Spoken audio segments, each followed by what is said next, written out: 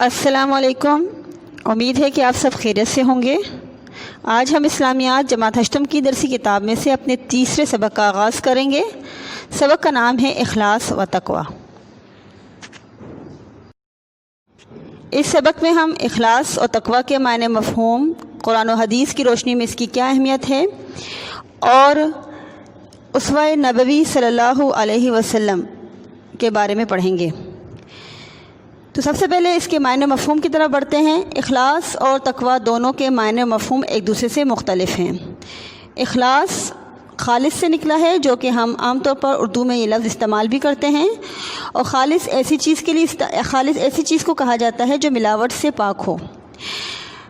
دین اسلام میں نیک جو بھی کام کیا جائے، کسی بھی نیک کام کو اس غرض سے کیا جائے کہ اس میں صرف اور صرف اللہ تعالیٰ کی خوشنودی اور رضا کو مقدم رکھا جائے، اور اس کا مقصد اللہ تعالیٰ کی رضا حاصل کرنا ہو، اس میں کسی قسم کا دکھلاوا، نمائش یا کوئی دوسری غرض شامل نہ ہو، یہ اخلاص کہلاتا ہے۔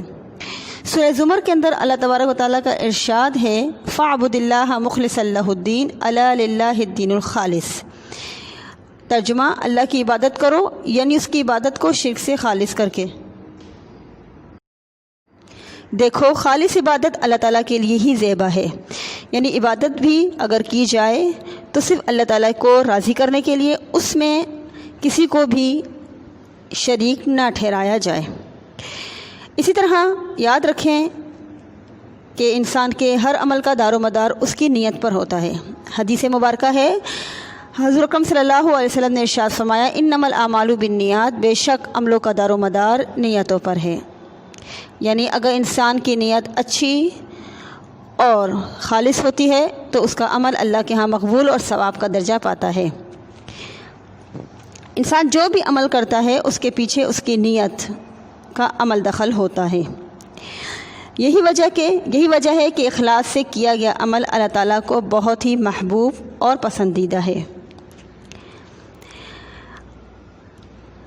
اب ہم بڑھتے ہیں تقوی کی طرف۔ تقوی کے لغوی معنی ہیں بچنا، ڈرنا، پرہیز کرنا، اور اسلام میں تقوی سے مراد گناہوں سے بچنا، اپنے آپ کو برائیوں سے دور رکھنا، نیکی کی طرف بڑھنا، یہ تقوی کہلاتا ہے۔ تقوی اس دلی کیفیت کا نام ہے جو انسان کے اندر پیدا ہوتی ہے، اور اس خوف کی وجہ سے، اس ڈر کی وجہ سے وہ گناہوں سے رکتا ہے۔ اللہ تعالیٰ کے ہاں معزز وہی شخص ہے جو سب سے زیادہ پرہیزگار، یعنی گناہوں سے بچنے والا ہے۔ اللہ تبارک و تعالیٰ نے قرآن کریم میں ارشاد فرمایا، انما اکرمکم عند اللہ اتقاکم، بے شک تم میں سے اللہ تعالیٰ کے ہاں سب سے زیادہ معزز وہی شخص ہے جو سب سے زیادہ پرہیزگار ہے۔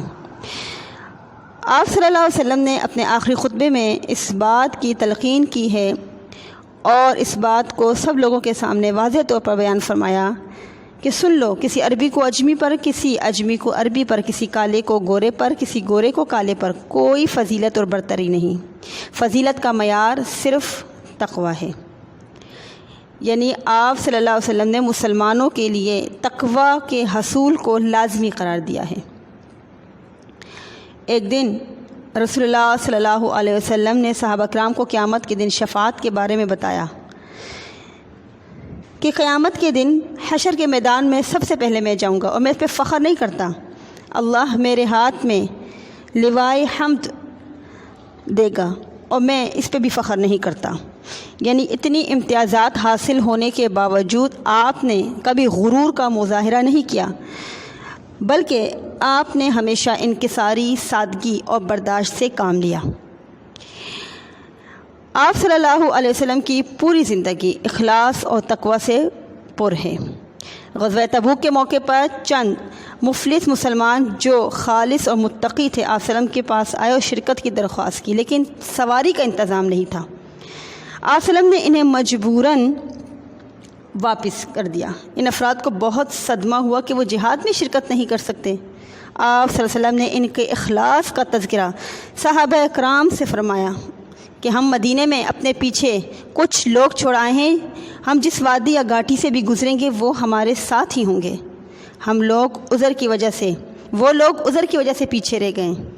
اسی غزوے کے لیے جب آپ صلی اللہ علیہ وسلم کو مالی مدد کی ضرورت پیش آئی تو صحابہ کرام نے اپنی طاقت کے مطابق اللہ تعالیٰ کی راہ میں دیا۔ ایک صحابی کے پاس کچھ بھی نہیں تھا دینے کے لیے، انہوں نے دن بھر مزدوری کی اور اس کے بدلے میں جو انہیں کھجوریں ملی وہ آپ صلی اللہ علیہ وسلم کی خدمت میں پیش کر دی۔ آپ صلی اللہ علیہ وسلم نے ان کھجوروں کو مال کے ڈھیر کے اوپر رکھا۔ اس کا مطلب اس سے یہ پتہ چلتا ہے کہ اخلاص اور تقوی کے ساتھ کیا گیا معمولی کام بھی دکھاوے کے بڑے بڑے کاموں سے افضل اور اعلیٰ اللہ کی نظر میں بہت اہمیت کا حامل ہوتا ہے۔ ایک انسان کا تقوی یہ ہے کہ وہ اپنے مالک حقیقی سے ڈرتے ہوئے اس کی نافرمانی سے بچنے کی کوشش کریں، اس کی اطاعت میں زندگی بسر کریں۔ حضرت اکرم صلی اللہ علیہ وسلم کی زندگی کا ہر معاملہ اور ہر کام اللہ کی رضا اور خوشنودی کے لیے ہوتا تھا۔ آپ صلی اللہ علیہ وسلم بچوں کے ساتھ بہت محبت کرتے تھے۔ اسی طرح اگر ہم دنیا اور آخرت میں کامیابی چاہتے ہیں تو ہم پورے اخلاص کے ساتھ اللہ تعالیٰ کا خوف اپنے دل میں رکھتے ہوئے آپ صلی اللہ علیہ وسلم کی تعلیمات کے مطابق اپنی زندگی کو گزاریں۔ اسی طرح ہم اپنے روزمرہ معاملات میں بھی اخلاص اور تقوی کو مد نظر رکھیں۔ جیسا کہ راستے سے کوئی کانٹا ہٹا دیا تو اخلاص کی نیت سے کہ اللہ اس کا مجھے اجر دے۔ اسی طرح کسی معذور کو سڑک پار کروا دی، کسی بیوہ خاتون یا غریب کی مدد کر دی تو مقصد صرف اللہ تعالیٰ کی رضا شامل ہو، اور یہ کام اللہ کے ہاں تبھی مقبول ہوگا جب وہ اخلاص سے کیا گیا ہوگا۔ ان کاموں کی بجا آوری میں کوئی دکھاوا، شہرت یا کوئی دنیاوی غرض شامل نہ ہو۔ اخلاص اور تقوی، اس کے مفہوم کو اگر ملا کر آپ کے سامنے رکھا جائے تو مطلب یہ ہوگا کہ گناہوں سے بچتے ہوئے، اللہ کا خوف دل میں رکھتے ہوئے ہر کام کو اللہ کی رضا کے لیے کیا جائے، اور یہی ہمارے لیے مشعل راہ ہے۔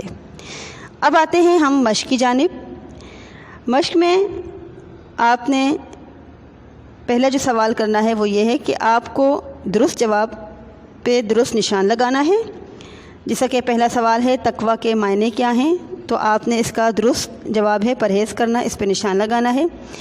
دوسرا ہے خطبہ حجۃ الوداع کے مطابق فضیلت کا معیار کیا ہے، عربی ہونا، عجمی ہونا، تقوی یا اخلاص، تو صحیح جواب ہے تقوی۔ اسلام میں دیگر اہم اوصاف میں ڈیش کو انتہائی اونچا مقام حاصل ہے۔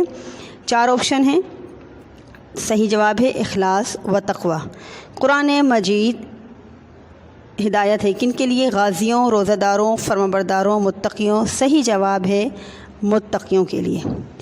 اسی طرح ہمارا جو اس سوال کا آخری حصہ ہے وہ یہ ہے کہ سب سے پہلے میدان حشر میں کون جائے گا؟